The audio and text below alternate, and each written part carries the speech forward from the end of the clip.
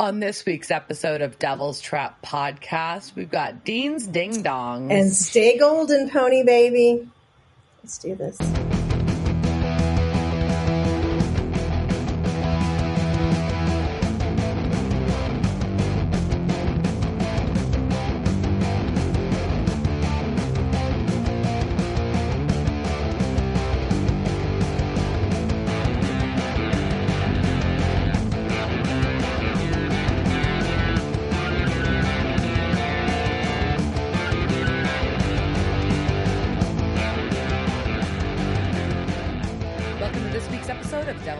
Podcast. I'm Diana. And I'm Liz.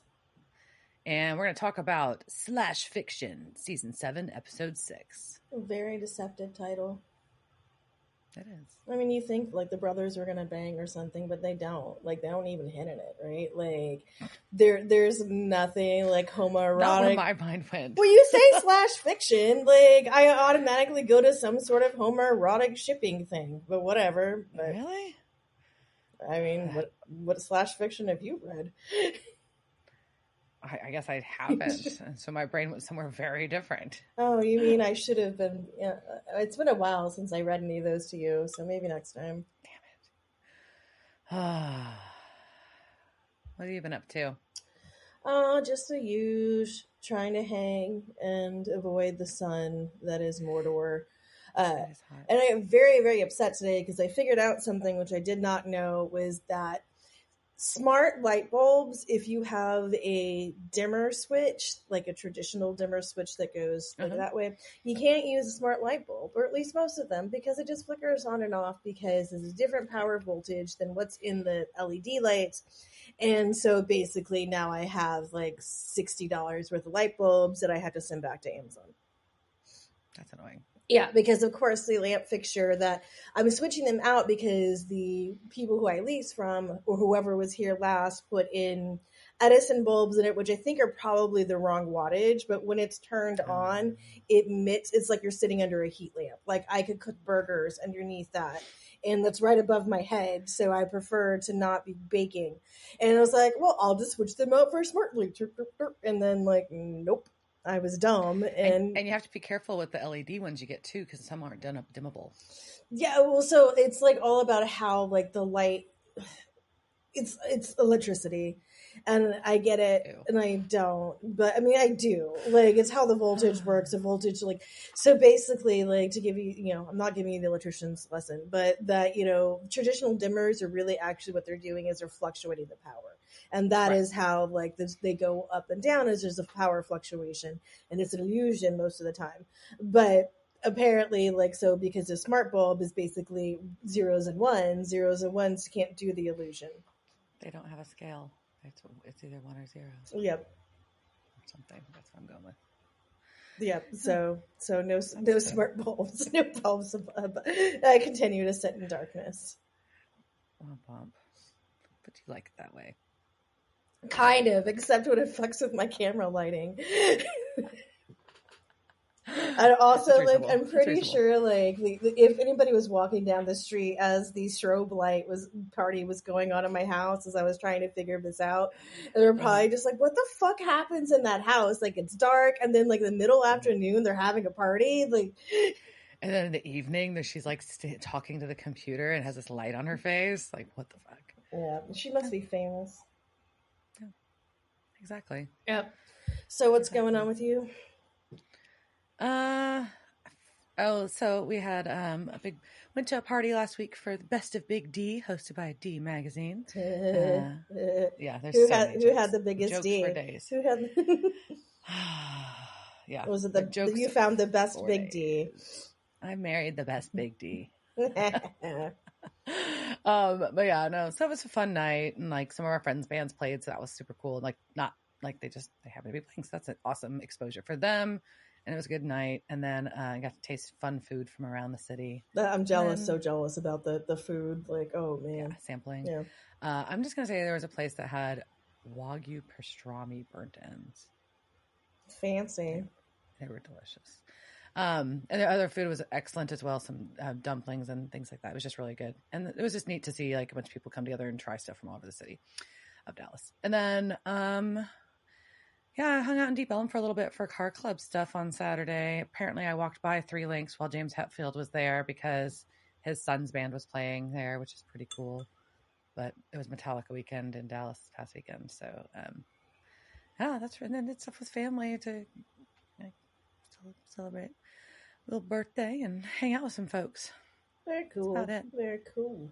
Busy but laid back, if that makes it. Oh, I did see Barbie. That's the other thing I did. Very fun. Yeah. Which I enjoyed. I wasn't sure. The general consensus is that it's a movie for all. It is. It's very fun. Which makes me sus, but once I saw people getting upset about it on I didn't see the both upset. sides. I'm like, when on both, like, people for all kinds of crazy reasons, like that seem like stretches, then I'm like, oh no, that means this movie is totally fine and enjoyable and people are just finding reasons to be upset.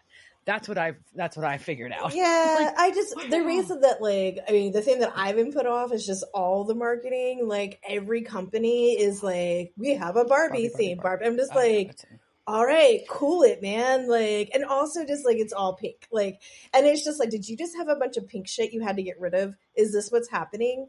Like, it's just like, this is, all that extra stuff we had in stock. This is the time. Pull it out. Get rid of it now. Clearing out the pink inventory. Yeah, pretty much.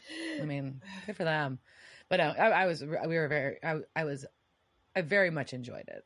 Very cool. And I kind of was like, we don't go to a lot of movies though. Yeah. So, but no, that's my excitement. Yeah. Oh, cool. And before we get started, just going on and checking in our supernatural news world. Yes. I want to get like a little beep. So Kripke posted on Twitter, X, or whatever the fuck you want to call that garbage show. So basically, Sweezy calling SB and family, come pick it with 15 years worth of supernatural actors and writer. Could be our biggest reunion ever to support the union's fight against the billionaires. Also, there will be pie and burgers. So on August 31st, if the strike's still going on, and who knows, that's a Thursday from 9 to 12, you can go out. They've made a very really pretty sign, and it's Picket and Reunion is basically the Road So Far logo, and then the bottom of it says saving people, and then in parentheses actors and writers and hunting things, the AMPTP, which is the Alliance of Motion Pictures and Television Producers, the family business. And I just think it's very clever. So if you want to support or go get some pie and burgers, that'll be there on the 31st. All right. So this episode, as we said, is titled / fiction. And that comes from many things, one of which being, MM/FM, F/M, but all the slashes you could put in between. Things Diana didn't know. Diana needs to go spend some time on some fan fiction boards. Send her all the best / fiction you can find. No. So this first aired October 28th, 2011, was directed by John F. Showalter and written by Robbie Thompson, who I was terrible and did not look up to see what the last thing they did was. But so we get to start off. So we start off with, the recap to just kind of setting it. We was like, we got a Jody recap in there, which always excites me. Yep. We got Jody. We've got our Leviathan. We've got shapeshifters being referenced. Interesting. We've got Chet back. Leviathan Chet also specifically. And we are talking about Dean's secret about killing Amy. Will that finally get aired? Whoa, maybe. Oh. All right. So we kick off this episode in a bank, Sam and Dean, and they look a little shifty. It's kind of weird. Did you think they looked shifty from the beginning? I did. I was like, what is going on? Something is sus. And Dean's flirting with the teller, so that seems normal. But he lies to her about her dress being pretty.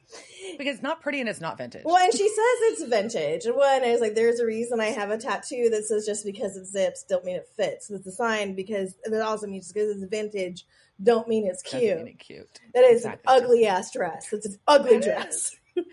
And it doesn't look vintage. It looks like 80s vintage, or like it's just because it had the pussy tie, whatever the fuck you call that. I think it's like a pussy something tie. I don't know. I swear that's what that bow is called. It is. I just had to be a 12-year-old for a minute. I know. I don't know. I'm sure there's another word behind that. I just know it has something to do with pussy. There you go. This is probably doesn't it always? This is probably why the AI keeps like sending my stuff back. It's saying I can't summarize this. It's not clean. Oh my gosh. Well, as this is happening, Sam locks the doors, which is super sus, right? Well, Dean's asking for change for $100 bill. And then all of a sudden we notice that Sam has a really large gun in his hand. And Dean says, no, I actually want all the money. And they start both shooting at the ceiling. So something hilarious about this is that, because the boys normally don't use machine guns, so neither do Padalecki and Ackles.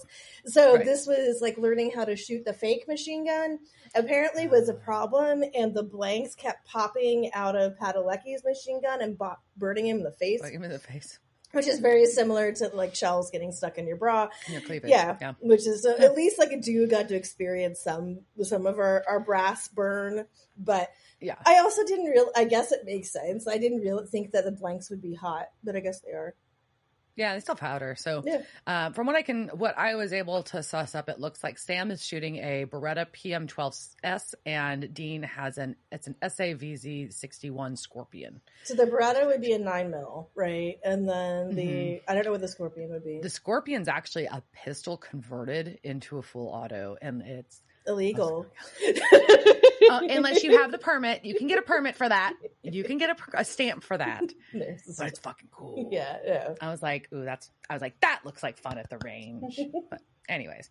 So Sam reminds them all that all their money is insured, so there shouldn't be any heroes. And what I think, and then I really kind of like, that made me think about that. And I was like, why do people fight at bank robberies? Like, I would just be like, okay, like, just take it. Well, probably if they think someone's going to die. If someone's going to die, but yeah, I'm just like, just take the money. Well, but also he's lying because they're not after the money. Yeah, because they're not after the money. They just shove everybody in the vault and start shooting them all. They do. And they execute everybody in the vault. And this is when you're like at first I'm like, maybe something happened. They need some money or they're being forced to do this. Like, you're still trying to like rationalize. Is this a ghost bank? Like, what is fucking happening? Yeah. Like, are these demons? Like, I don't fucking know. And then they execute everybody there by making them stand in the vault. And your mind is just fucking blown at the intro. Yeah. No, it's pretty messed up. So back to Bobby and Chet chilling in the basement. At Rufus's cabin, where Bobby is still trying to find ways to kill and or maim Leviathans. Like you do. And he tries his own blood. Nope. And then we kind of get some of like learning some of this like through the clues of what else they've tried. So they've tried rock salt. They've tried holy water. That doesn't work. All the things. Yeah, he's Sam and Dean just stroll down the stairs. So as a viewer, you haven't been given any time cues. You're kind of like, okay, this is weird, right? And Bobby's telling him, I like the way he phrased this, so I'm gonna quote it. The greatest hits didn't do the trick, down to deep cuts and B-sides. It was a very, very nice thing. Yeah, a good, well written line. But Dean's like points out that, hey, this spell that weakened Chet is gonna wear off, and we're gonna have to drop a car on him like we did that other guy. And Chet's like, oh yeah, by the way, that guy's not dead. He totally just like walked away. So that's not fun. But they do kind of get Chet to start talking now, which is good information to have. Like, how did you find us? And he's like, oh yeah. And this is where he gives, it's like, Chet gives a nerd response about aliases.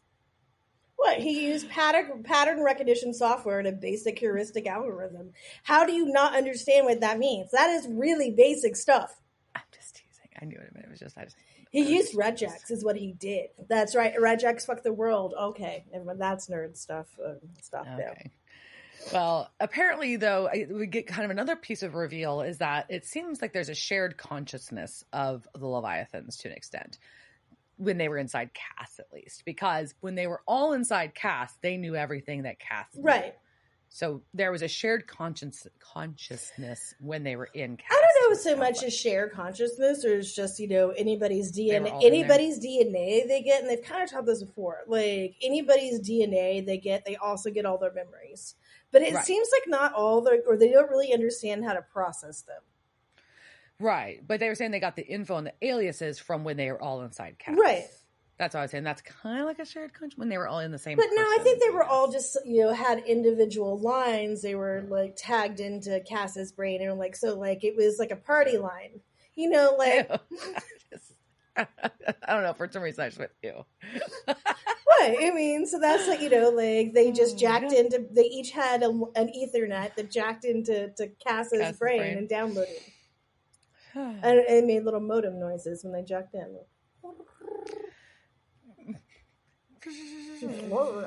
Yes, we are clearly masters at making sound effects. You're welcome. Well, Chet's also not scared at all because he doesn't believe that they can kill him. And quite frankly, they should be watching the news, which is a really good suggestion at this point in time, because on the news, we find out that there's a manhunt for the previously presumed dead Sam and Dean Winchester because they killed a bunch of people at a bank. Yep. Well, shit. So now we got doppelgangers, evil doppelgangers. Back to that. Okay. Yeah. And so they're trying to figure out how they got doppelgangered. And Chet's like, hair from the motel shower drain. One, which is grossed me out because I just had to pull all this hair out of my garbage disposal. And I also don't understand why there was hair in my garbage disposal. Like, were you washing your hair? Why? There was Did they wash an animal in there? Maybe it was a dog or something. There was like a pile of fucking hair in there.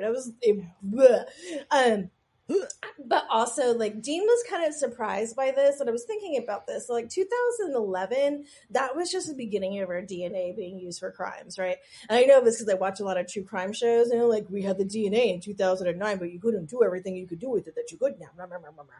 So, like, I don't think it was as much in our head, right? Like, in 2011, that, I can just go in the shower stall and, like, tell your entire life story. Which now we're like, whatever. So it's like, that's just like every day. Yeah. It's not creepy at all. So Dean's like, well, fuck this. We got to go after them. They stole our faces. Now it's personal. And Sam's like, yep, me too. Bobby's like, maybe you should figure out like how we can like, I don't know, kill them or maim them or anything. No time. And he's like, well, fuck, if you're not going to listen to me, at least go see my buddy Frank. He's a jackass and a lunatic. But he owes me one. Well, the best friends are jackasses and lunatics. So Sam and Dean go, but these dumb shits who are being looked for on a manhunt decide to stop at a random convenience store. The fuck. Anyways, and I was amused though that Dean requested his that rhymes with sing songs, which is bing bongs instead of ding dongs. Yep. Also, you can't pay at the pump. So, which is in UK, you can't do that either. And this is the second time I've had that happen where I just like go to the pump and I stare at it and I'm like, what the fuck do I do? And like, do I have to talk to somebody and like then go inside and then they're just like, no, we just turned on the pump for you. And I'm like, people just steal your gas that way. Like, don't you know that people just drive off with your gas? Like, how dare you trust your customers?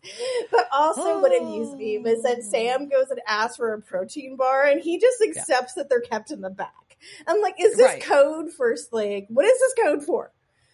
What kind of protein bar are you looking for?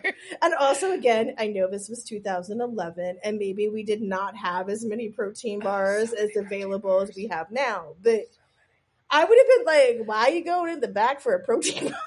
Yeah, it was super sus, but except for the fact that obviously we, the viewer, I'm like sitting here, he's like, well, he knows who you are before they even showed the TV. I will say I did like it was a really good symbology.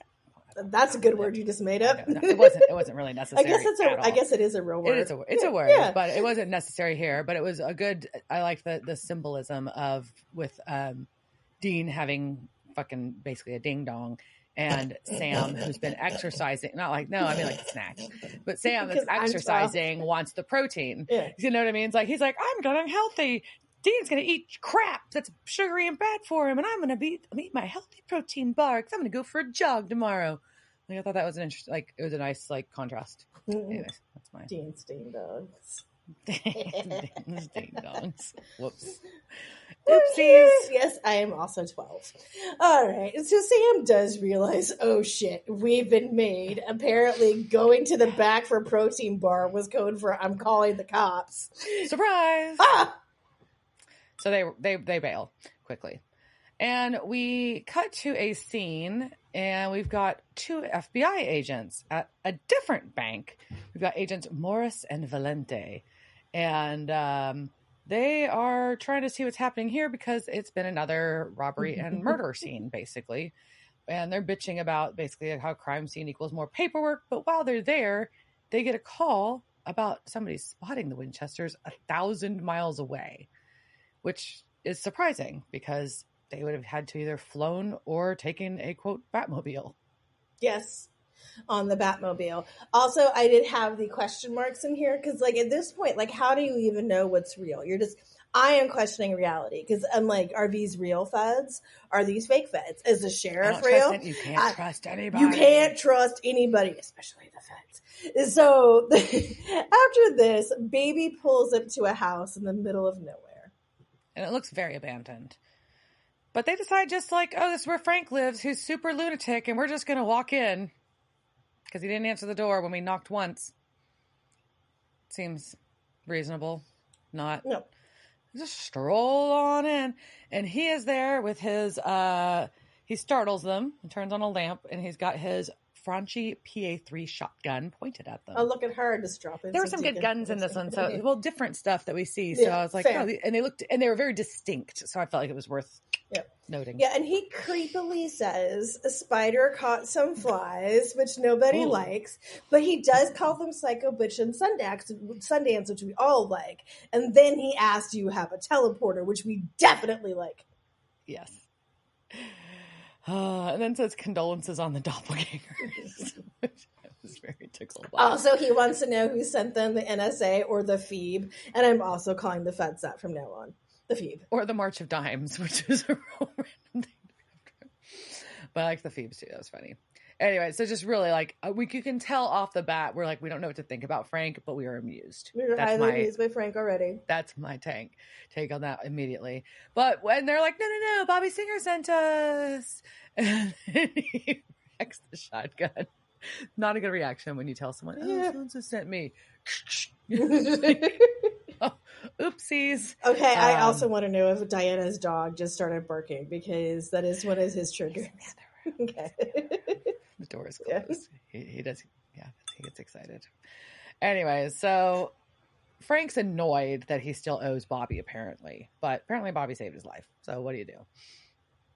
And they go to like this room. It looks like, I don't know, what is it? It's like a crazy surveillance room with a bunch of monitors and network cables and no, the cable should be organized better. There is a bit of a rat's mess in there, which does annoy me. But, I mean, he's just automatically started shredding their fake credit cards. And IDs, yeah. Shredding it all. Look, Bobby's into magic, but the government's been cloning people for years. He listens to Frank Bell. Art Bell. I know I said Frank Bell. I just made them into a person. He listens to Art Bell. You know he does.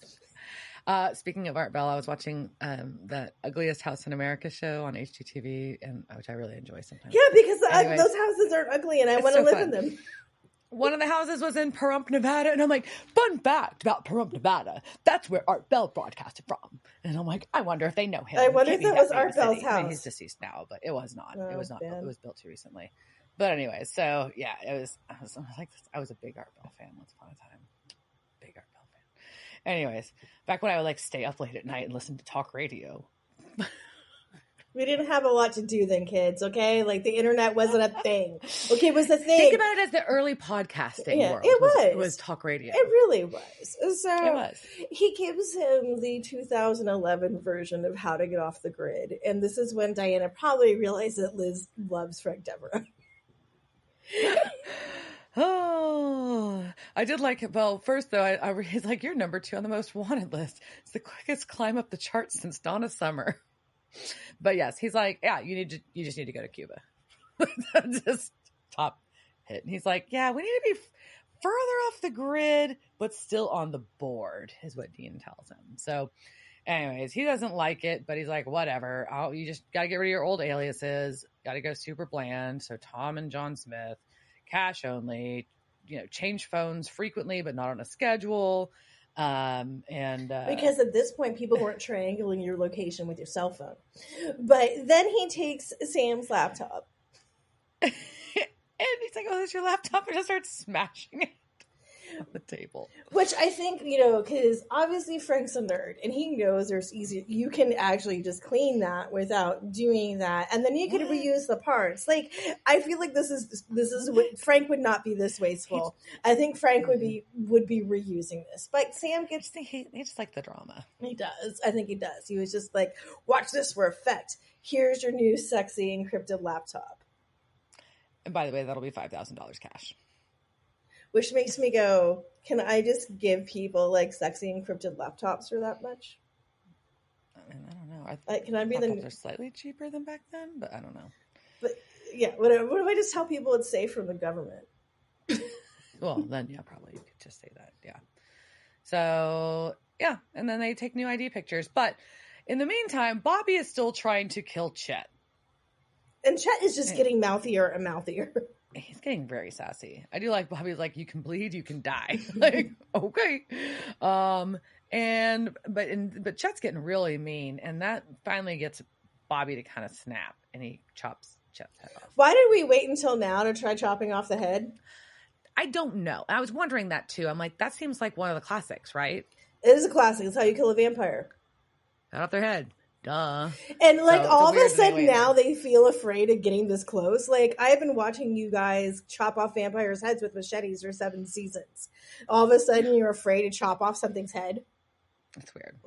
So, well, back at Frank's, he's got passports and a map with all the towns that have been hit by the doppelgangers, but he doesn't know what the pattern is yet. He just seems random. And but he drops them a little tip from a pro. There's no such thing as a random series of robbery murders by your evil twins. Which seems like a very good segue for lore right there, where Liz would go into, actually, yes, there are plenty. And no, that's not happening this time. We've talked about evil twins already. Okay. Yes. But he does also just tell them to get some uppers and look some more. I'm like, oh my God, Frank is amazing. I want to hang with Frank. Frank should be you have hung up with Frank. I'm pretty sure you probably have. Yeah. Fair. So he's like, yeah, but what's going on with the, obviously the evil twins want to be on camera, so we're going to have to lay low, they figure out. So, he's like, yeah, I love life and its infinite mysteries, but you want to be dumb, that's fine, but you got to ditch baby. It's Frank's hot takes. I would love Frank's hot takes, man. Like, seems great. But also, yes, Dean is finally told that baby is conspicuous. What? Oh, shocking information. Oh my God. You can't drive around in a classic car and have people not notice you. No, you don't blend in. Oh, anyways, back at where Bobby's at. Well, I keep saying Bobby's. It's not really. I mean, it's Rufus's cabin. I guess it's Bobby's now. I just call it the cabin. The cabin. Okay. The cabin. And he gets a knock at the door, and who's there? It's Jody. It's Jody, which sounds like the start of her theme song. It's Jody. And she has brought beer and food because she's the best. Yes. And yeah, so he warns her that he's got one of the big mouths downstairs. I'll stay upstairs. He asked her how she found him, and she's like, I'm a cop. And then I'm like, well, this isn't that great of a hiding place. A sheriff from Sioux Falls can find you. Very good point. I kind of thought it too. That's funny. But she's like, look, I just want to thank you for saving me from the hospital. So I'm going to make you some food. Or how are you doing? Your house burned down and shit's fucked. So why don't you let me be nice to you? She's basically prodding him to share feels. And he is like, I don't want to share my feels. I'm a man or whatever, Bobby. I'm Bobby Singer. But I'll eat what you cook for me and let you clean. Well, she volunteers. I know, but I'm also like, y'all get a woman sheriff, and this is you send her to Bobby's house to cook and clean. She wants to flirt with him and take care of him, so it's okay. No one asked her to or made her. She wanted to do this as her show of appreciation and kindness. Okay. All right, we're just gonna leave that there. I'm just beer and food. Okay, so but downstairs. Downstairs. Bobby finds that Chet's head is okay, and this is where I'm kind of confused. And they don't really clear it up here. Very confused. Does the head reattach itself, or does it grow back? It reattached. So basically, then the head is like, okay, you can't see my hand slithers. if you're not watching the video. The head's like slithering on the floor. Well, it can't, like, does it slither? It would have to, like, bounce. Use its mouth, like, like inchworming with its mouth, inchworming with its jaw. How does the head without feet? Or, like, maybe, like, it grows, like, can it grow little feet? And not creepier. Is that worse? That's somehow worse. That's way worse. That's way worse. I don't know. I think the teeth have like little neck muscles that can like roll around. Well, I think the teeth. Like to me, that freaks me out more because I don't like the idea of teeth in wood. Like that sound. Like so, I don't know. I'd rather have the head grow little feet. No. They'd be cute. Or does it feet. Or can it just like, is it like some telekinesis shit? And it just like summons the head because it like magnetic, like goes back to its place. I don't know. There's many questions I have about this head that just reattaches itself. No. But Bobby cuts it off again anyways. Yep, sure does. And then we get to Opposite Baby. Opposite Baby. Yeah, I do not get the specs on this vehicle. I'm not going to lie because I didn't think it was... It was not, but I will say one thing in here about so the My Little Pony or Pony whatever it is that's hanging from. It looked like My Little Pony. I thought it was My Little Pony. They didn't say in the companion book what it was, but apparently like it was supposed the thing was just supposed to be Ackles grabbing it and throwing it in the back seat. But like I guess it got stuck, so he like pulled out a knife and then chopped it off and then threw it in the back. So like it made it even funnier and. Yeah, it was good, but I would have left the pony because I think it. Same. I do have I have a pony on my dashboard. It just happens to be a skeleton pony that Diana gave me. But whatever, it's still a pony. It's a pony. Yeah, and there's this station wagon is pretty sad, and Dean's so mad about leaving Baby behind. Is it a station wagon or a hatchback? It's kind of it's a small station wagon. Yeah, okay. But when they were small. He's so mad about Baby being on lockdown that he quotes Dirty Dancing. And Sam calls him out on it, but he says Swayze always gets a pass. Well, but he also calls a car a caboodle, and now I want a car that's a caboodle, or maybe just a caboodle, or to keep saying the word caboodle. But I mean, it is a good word. But the idea of a car that's like if you were not a girl in the 80s, the caboodle was a makeup case that one was expensive, and you could only get them like when your parents really loved you. This may explain a lot of things, or you can get the generic knockoff one when your parents love you less or they're cheap bastards. But anyways, it was like this compartmental thing that was the take of a train case, I guess. But it was like the best like storage kit for makeup ever. I'm not gonna lie, my current one that I use, which looks just like a black kind of train case, and it opens, and then you've got the drawers that are like little shelves that pop out. It is actually Caboodle brand. I'm so glad they're still around. I'm way to go. Yay, Caboodle for surviving everything. Well, then we turn on the radio and All Out of Love by Air Supply is playing. And we get a very funny scene between Sam and Dean at this point because Dean is trying to hide that he is lip syncing to this. And because Sam offers to turn it off. He's like, I'm going to help you out. And put on some radio. And he turns it on. And he's like, what? Oh no, I'll turn it off. And Dean's like, no. Because Dean wants to sing along. Because he's all out of love. So lost without you. And you can find, so in this version, he mouths it. Yeah. But, and I sent you the YouTube link for it, but it exists on the DVD and now on YouTube of Jensen Ackles actually singing the entire song. And it's Chef's Kiss. Brilliant. Awesome. Well, in the meantime, Sam is trying to not watch Dean until he finally just has to turn the radio off. But Sam's looking at the map and he figures out the pattern. What connects all these places? It is all of the jobs they've done in order since Sam left Stanford, which is insane. So next up is St. Louis. Well, what's even more insane about it is that he actually remembers like where they have been in order. I honestly, and what city it occurred in and what monster. It's a lot. I could not even tell you what cities I was in last year. I honestly couldn't. I could barely tell you the countries. But now we're going to see how well Diana remembers what cities the boys were in. God damn it! In this quiz, I am calling On the Road So Far.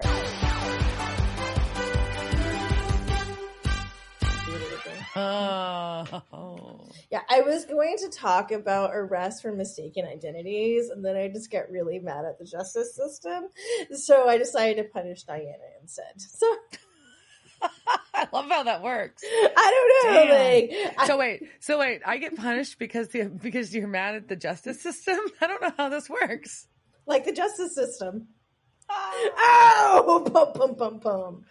All right. So your first question, and it makes sense. What did they fight in St. Louis? And I'll give you multiple choice. Not gonna be that mean. All right. So, what did they fight? Okay. Well, I will tell you this. Let me see if you can get it without multiple choice, and I'll give you a hint. The episode was named Skin. Oh, it's Skinwalker then. Yeah, it was a shapeshifter. That was our first. That was also where we get like Dean. Like I think that's his first time as being doppelgangered like that. Yeah. All right. So yeah, you got your first one. All right. Woo. So you're already there. All right. So second question, also in season 1, the first time the boys go to Texas and they go to Richardson, Texas, is in episode 17, Hell House. The house is not haunted by a ghost, but it's haunted by what? Is it a vampire, a tulpa, a demon, or an okami? It's not a vampire. I remember the episode, and I remember being mad because that's not Richardson. What was the other two? Not vampire. What was the other two options? You had tulpa, demon, and okami. It's not vampire or demon. It's either tulpa or okami. I think I'm going to say it. It's tulpa. Damn it. It's not a tulpa. It's not a tulpa. But it is a tulpa. Tulpa. And for those of you who don't remember, tulpas are things that we basically enough people believe in something to manifest it. Yes. Like the original. I guess the original fake news. I don't know. All right. Question number 3. In the round of places that Liz has lived in and hated, it's probably me, not the city. In season 2, No Exit, Dean, Sam, and Joe find themselves facing the ghost of H.H. Holmes in what city? I will give you multiple choice if you can't guess, not just guess. Well, I'm thinking about what cities you hate. There's a lot. Liz hates a lot. That's why I was like, shit, it doesn't narrow it down. All right, so these are all cities I have lived in. My feelings for them remain benign. I don't know, neutral. All right, so A, San Antonio. B, Sarasota, Florida. C, New York, New York. Or D, Philadelphia, PA. Oh, that's a tough one then. H.H. Holmes was murdering people in what city? Well, what is Philadelphia? Yeah, it was Philadelphia. You're right. That's what I wanted to say before you even gave me them, but I hesitated. Honestly, it's a city that I hate on the most. I didn't say hate. I said it's a city I hate on the most. I hate on the most, yes. That's it. Again, me, not the city. All right, because question number 4, also in season 2, the last time Sam and Dean were accused of robbing the last time Sam and Dean were accused of robbing a bank when the Shaggy defense could have been used was in what Wisconsin city? Was it in A, Beaver Dam, B, Milwaukee, C, Green Bay, or D, Madison?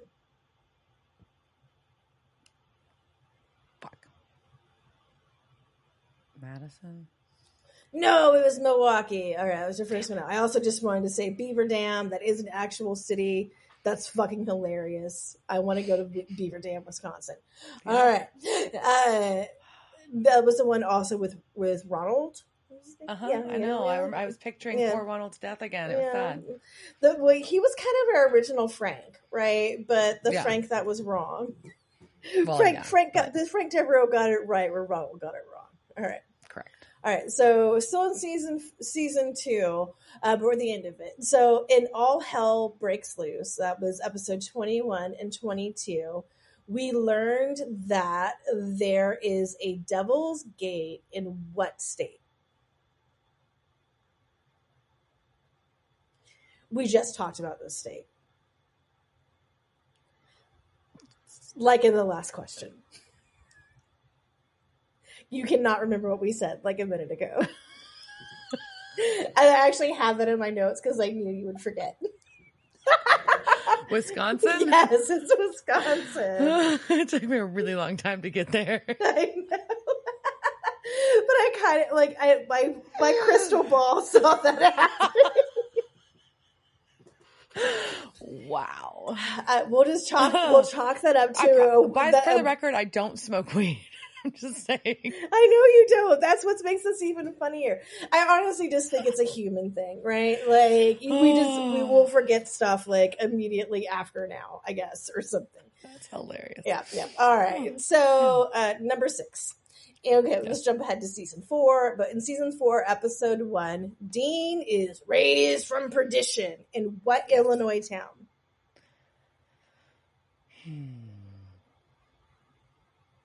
Hint, it's the name of a car.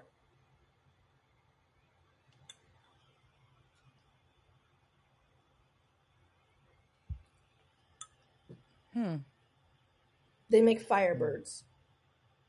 Oh, Pontiac. I was like, how many car hints do I have to give? All right. I didn't even have that in my notes. That was off the top of my head, people. That is how knowledgeable I am about some cars. Okay. I was somewhere way off. I don't even know where my brain is. We're not recording on our normal day. I'm going to blame that. Sure. My brain is. Sure. Let's blame that.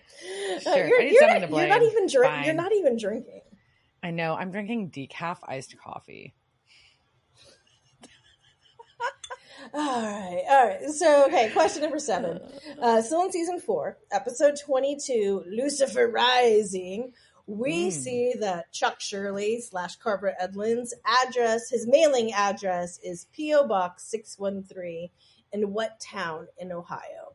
Is it Carverland, Mannersville, Kripke's Hollow, or Singerburg? And all of you who know the show see what I did there. I just put all directors' names and then made them up with towns. Some smart person. One more time. AI didn't even do that. I did that. Okay, so Carverland, Mannersville, Kripke's Hollow, or Singerburg?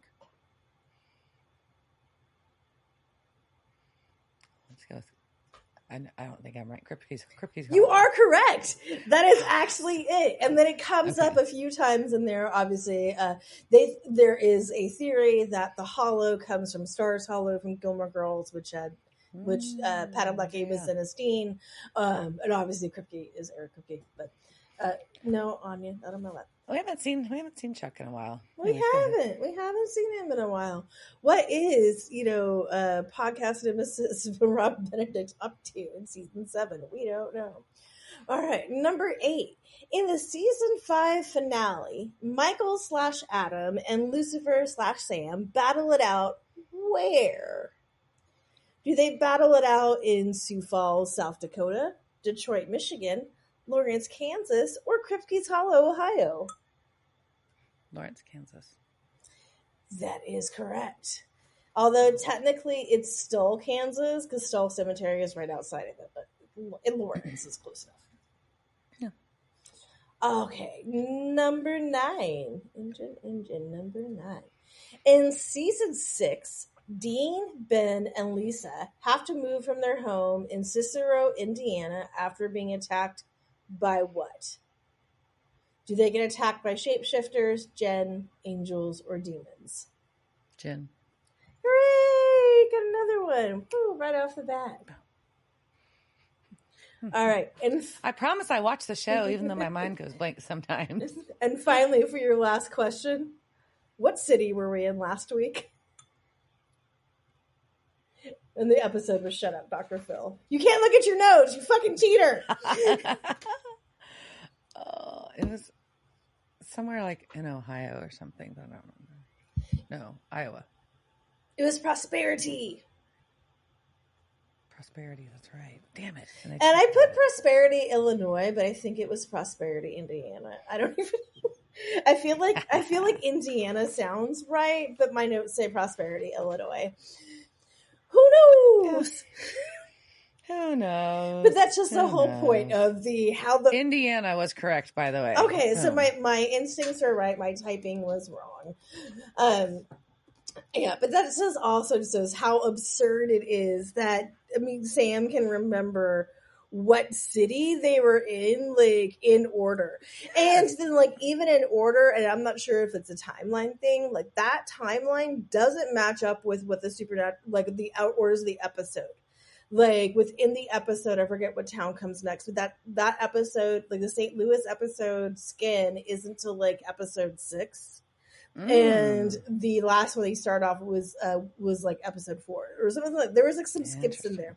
So I don't know the time. But it looks like they had more things circled on the map than they had really talked about too. Oh, like so maybe like I think they just kind of like they didn't like cover them all. So they've just been like, okay, I will buy that too. I will buy that too.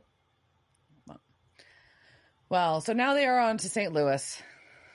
Oh, St. Louis. And Dean is very excited about Connor's Diner and their burger. Exactly. So we cut to a scene where we see Dean, or is it? I don't know anymore. Eating a burger at Connor's.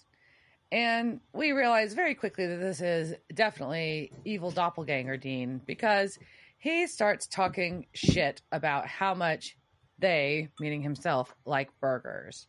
And that they think it's almost as good as sex. So that's something we learned about Dean. That's how much he likes burgers. But I mean, have you had a good burger? Like, I'm not disagreeing. I'm just saying that evil doppelganger Dean thinks that it's disgusting. But evil doppelganger Sam has a salad in front of him, and he shoves it away and calls it dead plants with creamy goo. It's like eating self-righteousness. That was very difficult.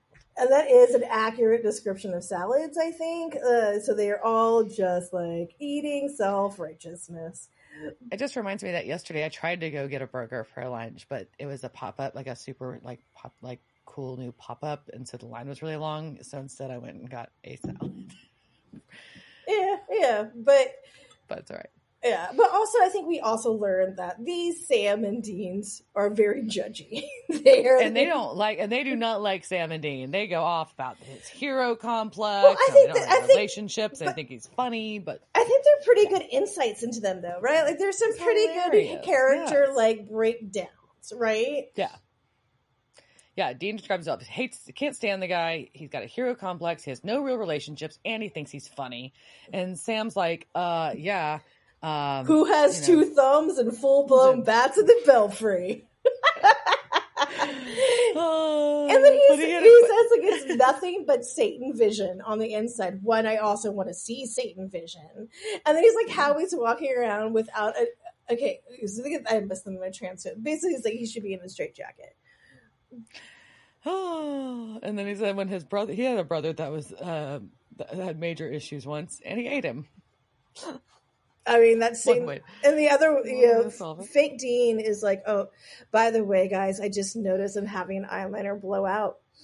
It's happening as we speak, and it's very, very tragic. Oh, so sorry. Okay, I know. So I'm just, Diana, continue as I try and fix this tragedy. Well, the evil doppelganger Sam. I have to think of something shorter. That's really long. I call them. What do I call them? I don't remember. No, go on. Sam. No, I think I just call them Other Sam. Yeah, I switched to Other Sam and Other Dean. Well, he suggests maybe if they each hate their own like person thing so much, maybe they should trade. But Other Dean says, no, I like this one's hair better. Oh, well, anyways. But then they're like bored. They're like, let's crank up the fucking heat on this shit. And so they tell some random kid to turn on his camera phone and they pull out their guns and they pull a Pulp Fiction. A literal surf music and all. Yeah, and I was just like, man, Tarantino fucked us all up, because I don't know about you, but I can also quote this entire scene of Pumpkin and Honey Bunny blowing up this diner line for line, and that's kind of disturbing. But it's also kind of epic, right? I mean, I don't know. It is epic. It's very, like, it's... But so they're Leviathan. They've absorbed things from humanity, right? That's something we're learning. Is like they absorb stuff. So they absorb. So that means that that Dean already knew that by heart too. Or the Leviathans could have absorbed Pulp Fiction from. I don't think they absorbed it from Cass, but I mean, whoever else they've sucked through. Like, they've learned that human beings like Pulp Fiction. Americans like Pulp Fiction. It was pretty. And also, what's really also the thing that's sad is that, I am not pro-violence or I am not pro-robbing diners at gunpoint. But at the same time, like, the Tarantino put this idea into our head that it seems really cool to shout these lines at something. And you kind of want to shout these lines at something. I don't want to. Absolutely. I don't want to kill. I don't want to. I don't actually hurt anybody. No. I don't want to actually steal anybody's things. But I really want the opportunity to be like kind of fired up and stand on a counter and scream that at a room. Exactly, and that's fucked up. Can we like, excuse me, ladies and gentlemen, I promise I won't hurt you or steal anything from you. I just really want to do this. So just like act really surprised for a minute and kind of scared, and it'll be cool. Okay, thanks, bye. Like that. Right? Does that seem like, I don't know? It's like instead of an escape room, you get to do a Pulp Fiction room. I'm sure we can make money off of this. Like, it's a reenact. I guess that's probably what. What's the really? No, AI, not AI. When you put on an Oculus, like your own password now. Oh, virtual reality. Virtual reality, VR. Yeah, that's what I guess that's supposed. I guess you could do that in there, but would it be the same? Mm-mm. Anyways, Tarantino fucked us all up. That's what I'm saying. So we go back to Pony Baby. That's what I started calling Pony Baby. Other baby, and start calling her Pony Baby. Pony Baby. And they're on the phone with Sam and Dean are driving. They're on the phone with Bobby, and he's like, BT-dub, you can cut their heads off. It kind of slows them down. And they hear Jody in the background. And Bobby lies, says, no, there's not a chick here. And by the way, you're too late to go to St. Louis. That shit already went down. And they already Pumpkin and Honey Buddied the diner. So now they've got to go to Iowa. They have to go to Ankeny, Iowa, which I meant to put in the quiz and I forgot. But anyway, so that's one of the ones that follows after the things. But they also, I do appreciate how they just basically bust Bobby's balls for the sound of Jody in the background. And like Bobby's face, like when she says something and he's like, shh, I got a girl. Shh. Yeah. So embarrassed.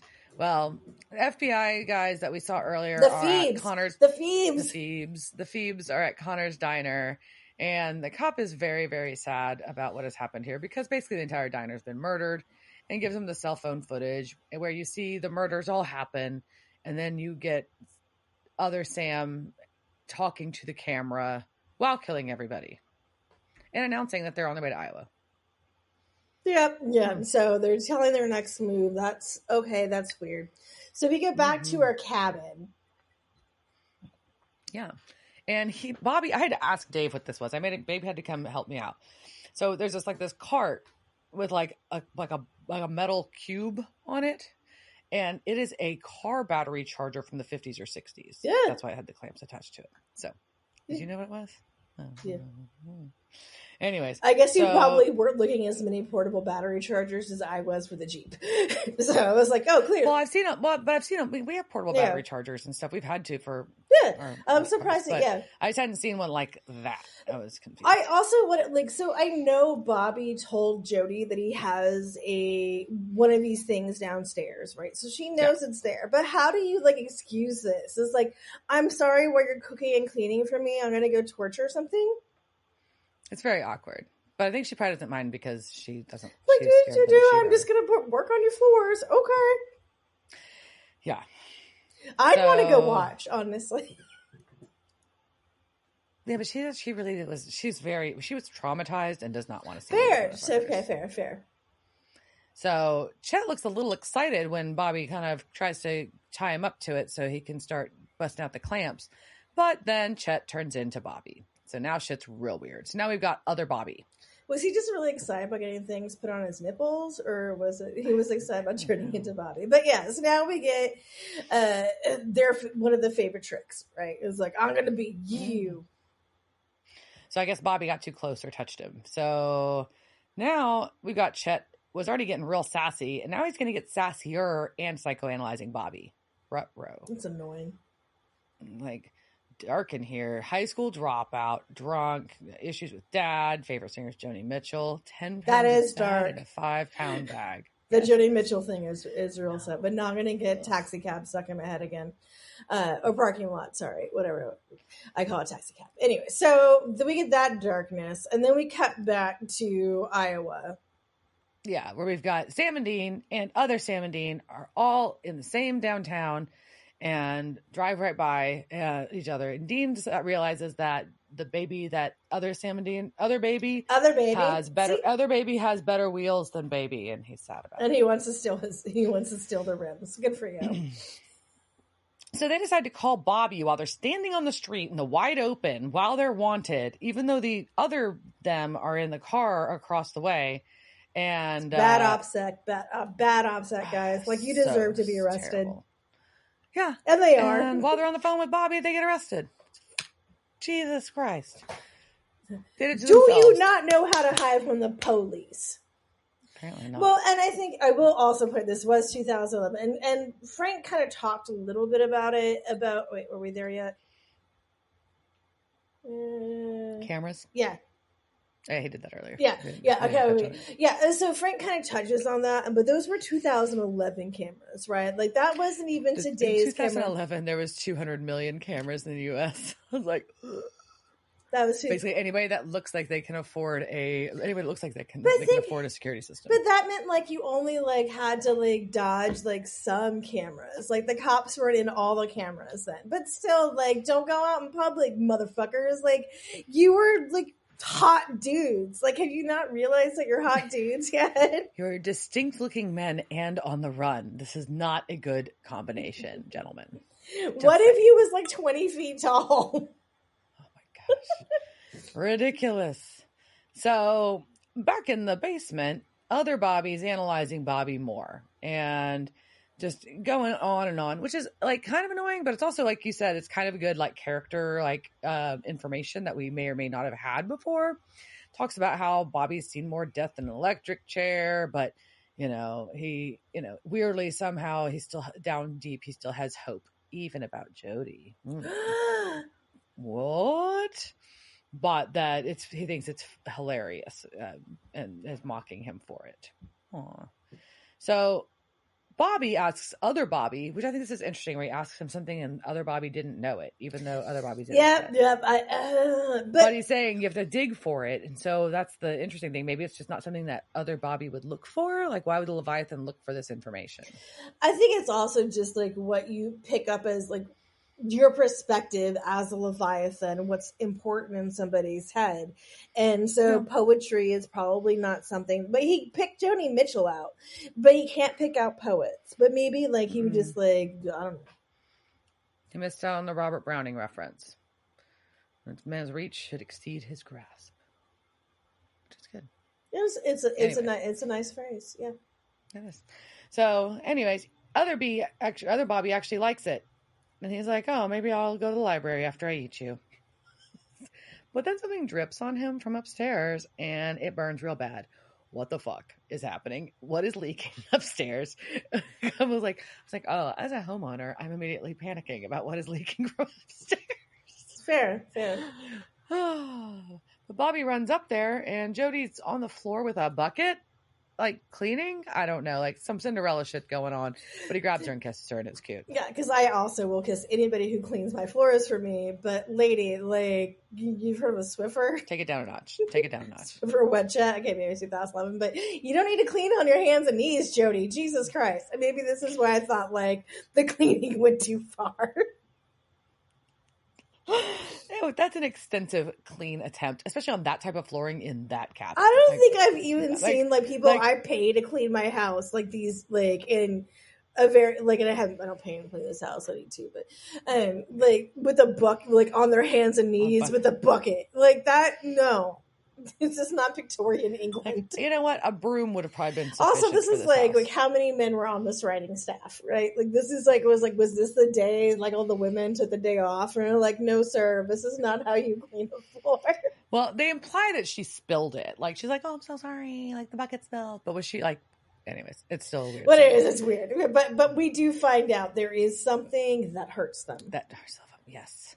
But Sam and Dean are trying to explain to the cops that there's been a mistake and that Dean wants a phone call. So they send Sam to the interrogation room and Dean to a cell while they call the Phoebes. Yeah, and so the locals are like, when they're pulling on fire, little Sam is yelling, "You're making a mistake," which I just imagine is what everybody does. They get arrested. Like that tracks. That tracks. But we see outside two they're Leviathan doppelgangers. Leviathans. They're out. Basically, we get two cop Leviathans now that we know they were scoping out the police station. Now we got two cop Leviathans inside. And in the meantime, Dean like really pushes the sheriff to finally get his phone call. And this is the weirdest shit ever because the sheriff pulls his cell phone out, and lets Dean call Bobby on speakerphone, and has. Like, okay, as a watcher of Supernatural, it's like, oh yeah, this conversation makes sense.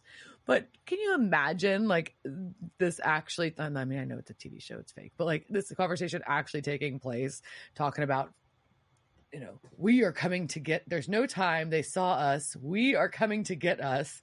And Bobby's explaining about sodium borate, aka borax. It burns them, and then you have to chop their heads off. Like, yeah, this conversation sounds fucking bonkers.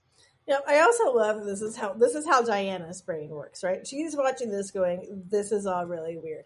These are things I noticed at the end of the last scene and this scene.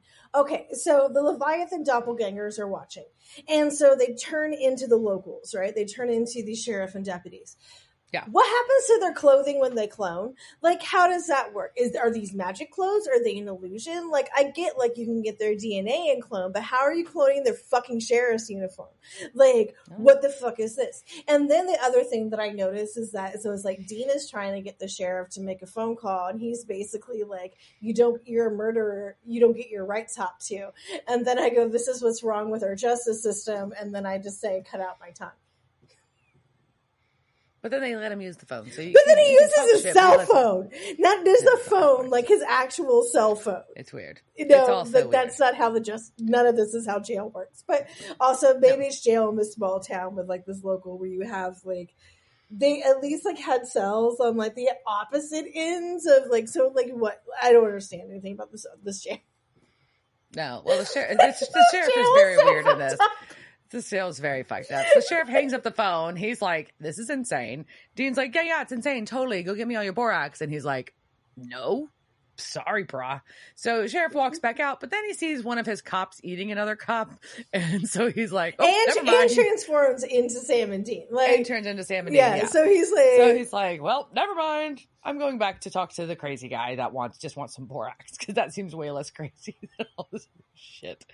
So yeah. He's going to go get all the borax. Let's Dean out of his cell. In the meantime, other Dean decides to go visit Sam in the interrogation room and calls himself Dean Adjacent. Which then I started calling them Dean and Sam Adjacent, which is how I started referring to him. But real Sam cannot get himself out of the cuffs. And so when Adjacent Dean walks in, he's just like, what? And I feel like he's almost being like, why can't I fucking figure out how to get out of these cuffs? Like, you can get out of every other fucking cuff in the world, but you can't get out of these. Like, what are these magic, like, okay, so we're in magic land with magic cuffs, whatever. Yeah, well, in the meantime, Dean is running into other Sam and ends up having to shoot him, and we get a fight. Yeah, Dean shoots Sam Adjacent. Then Dean Adjacent tells the real Sam that he hates him and he pisses him off and tells him that you're wasting a perfectly good opportunity to subjugate the weak. You'd like that one. Yeah, like it was like, oh, look at things Liz wants on a shirt. Well, luckily, real Dean gets a hold of a fire axe, and right when the sheriff throws a bucket of borax on other Sam, then Dean is able to decapitate him. So we got one doppelganger down. Woohoo! Yeah, cool. But other Dean is still monologuing to Sam in the interrogation room. Which is how you can tell they're evil, right? Like, you should know he's other Dean. Who's like, oh no, he's monologuing. You must be the other side. Yeah, for sure. But he's like, yeah, Dean thinks you're nutballs. And Sam tries to like talk shit, but other Dean's not taking it. He's like, oh, by the way, Dean killed Amy. Surprise. And he just loves the look of betrayal. Why? Why does he want it? Because he likes his meat bitter. That was funny. I thought it really was. And then Dean busts in, burns and decapitates other Dean, and really seems to enjoy it, which is very he says it felt good. So I think there's some issues, and I think we've seen this before. Anytime Dean gets to beat himself up, he's kind of really happy about it, and I'm not sure, like, I get this. Like, I've got a lot of issues. I don't want to hit myself. No. I don't think I would feel good. Like, I would, no, I don't, yeah, no. Well, the sheriff agrees to lie about everything he just saw and to help them be dead. So that's after the doppelgangers are dead, and he's just like, this shit's fucked. I'll do whatever. I don't want to talk about this anyways. So here we go. So we cut to the sheriff telling these FBI agents about, oh yeah, I just got the drop on him and had to shoot him. And the coroner's like, yeah, totally. Here's the reports. They're dead. Here's their fingerprints. BT-dub. Their bodies have already been sent for cremation in line with their living wills and religious requirements. And they just died last night.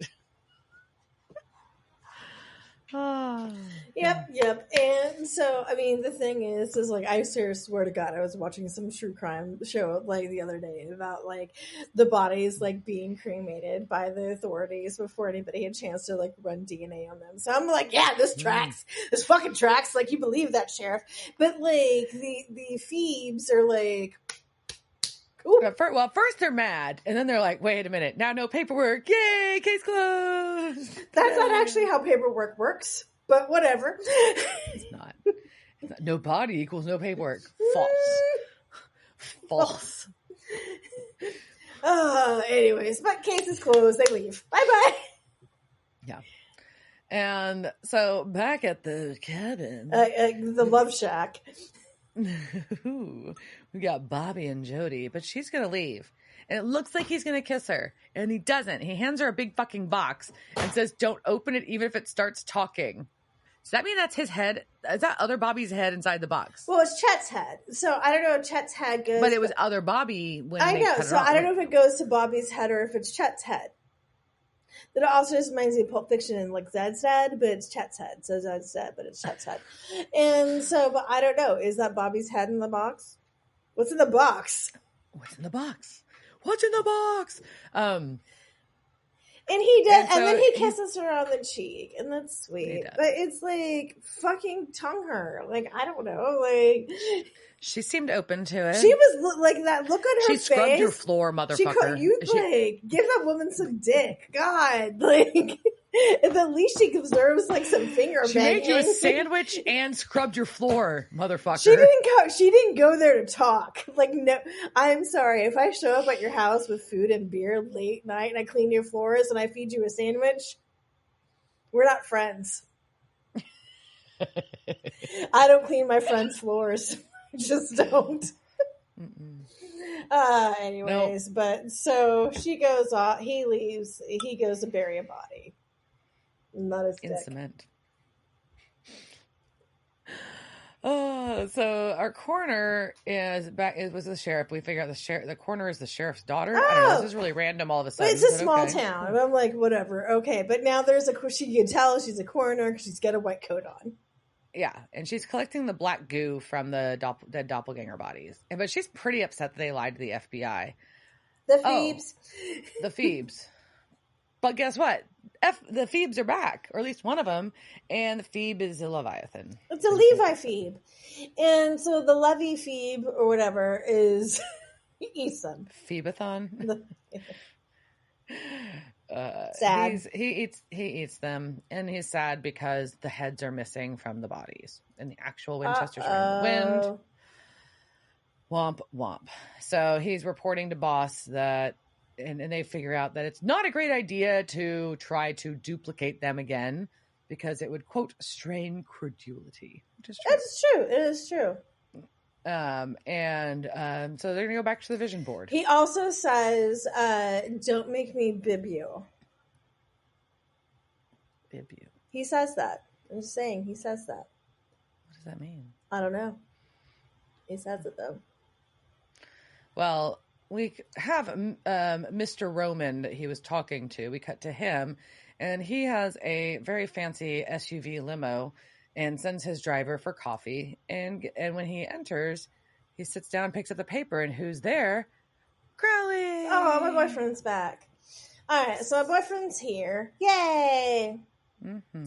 And he's brought him a muffin basket. And the muffin basket is 100% organic baby uvulas. Uvulas. And it's gluten-free. But I'm also like, if you don't know what a uvula is, and I checked to make sure, like I looked it up, and just right now I just can't remember if it's uvula or uvula. It's the thing at the back of your throat. Back of your throat. The little dangly thing in the back of So your throat. that's a lot of babies. That is. To make the muffins, and they look surprisingly. It's a meat muffin. Ew. It was surprisingly like it was very fluffy though. It rose. I mean, like how much baking like powder and soda did you put in there to counteract the uvula? I don't know. But Crowley wants to negotiate with Mr. Dick Roman. We learn his name is Dick. Yeah. And he's like, look, we both control all these strong interests. We should be friends. I brought you here, remember? I'm the one that, like, opened the portal to bring y'all in. But Dick doesn't want to be roofied, then romanced. No. He's like, yeah, you didn't mean to bring me. You just wanted a bunch of souls, so, nah. Not interested. And like all the other Leviathan, he's judgy as fuck. Yeah, he calls demons ugly, lazy, gold-digging whores. That aren't good for anything until they're dipped in garlic sauce. Which really, is there anything garlic sauce can't fix? I mean, no. The Leviathans have figured it out: garlic sauce and cheese. I can't. Yeah, if they've learned anything from our world, it's that you put anything in garlic sauce and it's tasty, or cheese, and it's delicious. Yep. Yeah. So yeah. So definitely not going to be working together. So Crowley poofs out. Let's keep the muffins. Mm-hmm. Well, Sam and Dean have heads in the trunk of the pony baby. And there is a pony in pony trunk. And I feel like we should get a special, like, team trunk. But, like, team pony trunk. Make it so, babe. Ta-ta! Ta-ta! Make it happen. Pony baby. All right. So, Sam won't talk to Dean. And then finally, Dean's like, I'm here to help. And so Sam busts out, oh, like you helped Amy? Oh! What? Shit. Oh, shit. And Dean can't look him in the eye now. Can't look him in the eye. And Sam's mad, rightfully so. Tells him, don't talk to me. I can't. I just can't. Can't be around you. And go on without me. Grabs his duffel bag and walks away. But it looks like he walks away onto the pier. But He's like, I'm all out of love. I'm so lost without you. But yeah. But yeah, so, you're right. I mean, like he turns around and this is a pier. He just walks into the lake. Where the fuck they are? What the fuck? I'm just saying that's the direction was the pier. It looked like. But yeah. So Sam is like out. Fair. Yeah. Well, and the worst part is, like, we've talked about this over and over. That's the episode. But the worst part is that over and over we've talked about this since this happened a few episodes ago. And the biggest problem was not only that Dean killed Amy, it's that he killed Amy, after saying that he trusted Sam's judgment. And then now Sam found out from someone else. So it's like 3 layers now of fucked because you cheated on your boyfriend. You didn't tell him. He asked you about it. You gaslit him, and he found out from your best friend. Actually, not even from your best friend, from your enemy. From your enemy. You found out from your enemy. Yeah, it's not cool. Very big betrayal. That's not good. That's not good. So before we get into the final feelings and betrayal, do we have some casting couch? Casting couch. It's the casting couch. Were they on that show that time with that guy? La la la la la la la la la la la. We do. We'll have a little bit of casting couch tonight. So we are going to touch on just a couple of folks. Number one is, we'll go ahead and start with Frank Devereaux because we'll go in chronological order. So Frank Devereaux is played by Kevin McNally. And Kevin McNally's had a pretty extensive career dating back to the 70s. One of his first major roles was, first big movie roles was HMS Ranger crewman in The Spy Who Loved Me in 1977. He was kind of a varied career too. He was a policeman in Spice World, Paul in the movie Sliding Door. Paul in the movie Sliding Doors. He was the Prime Minister in Johnny English. One of his major roles that's very reoccurring in a movie series is Joshua Gibbs in Pirates of the Caribbean. He plays Major General Harold Alexander in Dunkirk, Gerald Murphy in De Lovely, Dr. Carl Groder in Valkyrie. He's been in episodes of CSI, Last Man Standing, Burn Notice, and Fleabag. He was Horace Bryant in Downton Abbey, Bernard Ingram in The Crown, and Professor Jericho in a few episodes of the Doctor Who in the mid-aughts. Ooh. I heard you, Frank Devereaux. Then we have our gentleman we meet at the end, who seems like the current head Leviathan, Mr. Dick Roman, played by James Patrick Stewart. What a name. I know. I was like, wait, what? It's like, it's one of the ones where you read, you're like, well, I know that. No, I don't. Well, it makes you think that because it's James Stewart, which is Jimmy Stewart, and then Patrick Stewart, which is, Patrick Stewart. Yeah. I'm like, but then like you put them together, like, I know this, but I don't. And then you look at him and you're like, you look like in every man in every Hallmark movie or every Superman movie. Like, you just have a look, Mr. Stewart. Well, his career goes back. One of his first major film roles was as one of the bellhops in Pretty Woman. He's also Colonel Porter Alexander in the movie Gettysburg. He was a long time running, like in hundreds of episodes of both All My Children and General Hospital. That's actually where I know him from, is from watching that with my mom. Yeah. So he's been in single episodes of Seinfeld, Frasier, Spin City, Nip Tuck, Ghost Whisperer, Medium, Bones, and Castle, and more. He was also a repeat character as the attorney Adam Matthews on CSI, the original CSI, Deputy DA Garrett in The Closer, and then they redid the TV show 90210 in the aughts for a minute, and he was regular character Charles Clark on there. And interestingly, he's done like a ton of video game voice work. Interesting. So, yeah. And as a fun trivia note for the day, we also have a really cool cameo, uncredited, I would say. Does that make sense? Yeah, she's uncredited cameo. Yep. Yeah.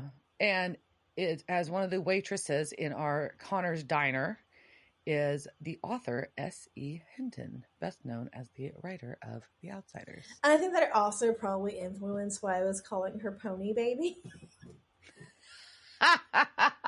Because I kept thinking about S.E. Hinton, and so if you go back, like she live tweeted, but she tweeted from this episode back in 2011. So you can find the tweets. You have to go back to the Wayback Machine on Internet Archive, but you can find what she tweeted. Like she's not super dead. fan. Yeah, she's a super fan.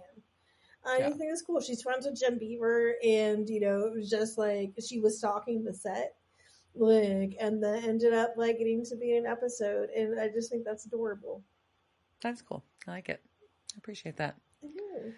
Well, thank you. Well, now we're left with a cliffhanger waiting for what happened with our boys split up. Our boys split up. We've got we've got apparently a new player, right? We've got Mr. Dick Roman. Dick. We've got a Dick. And so we have a Dick, and we know that he doesn't want to play with Crowley. So what does that mean? And so Crowley came back. We saw that. So we've got Dick don't want to play with him. I'm making Dick. This is not what Dicks look like. I think you finger dicks. I don't know. They're very flexible dicks. But we've got that. So that's definitely. But overall, like, I think this episode was highly enjoyable. It's not a bummer. No. Well, I mean, hold on. It's kind of a bummer with the Amy thing. The Amy thing is a bummer, but overall, they made fake Sam and Dean mass murdering a bunch of people as least traumatizing. I think maybe it's Tarantino-esque, right? It is. I can see that. Yeah. So where it becomes like, there isn't the trauma of the murder. It's more of a Hollywood shoot 'em up, I guess. Yeah, I can see that. I think it's a fair argument for sure. It's more about the chase than about the fact that you aren't thinking about the fact that people are dead. You're thinking about the chase. Well, we think about how like it's just being carried out. This was another episode where like, basically like 30 people died. That should be very sad. But we're just like, hey, fake 17 kill people. Like, hey, they had a cool gun. Yeah, so a lot of it is within the writing and how it's portrayed, like turning something that could be tragic into something as entertaining. Yeah, no, I agree. It was really well written. Yeah. So like unlike Tarantino films, didn't have much feet in it. I'm grateful for that. Yeah. Thank you for not making me watch that. Okay, so Jesus, we went 20 minutes over again? I don't know how we do this, but we did it anyways. Okay. All right, so with that, I think we need to say goodnight. Cheers, sir. Cheers, bitch. Devil's Trap Podcast is a Don't Get It production. Meow. Devil's Trap Podcast is part of the Ship It Studios podcast network. Thanks for listening to this week's episode of Devil's Trap Podcast. You can follow us on Instagram at Devil's Trap Podcast, Twitter at Devil's Trap Pod, or you can email us at devilstrap@devilstrappodcast.com. Don't forget to subscribe, leave reviews, and share with all your friends. We're at all your favorite podcast outlets and at devilstrappodcast.com. I'm Babe. Thanks for tuning in, and we'll see you next time.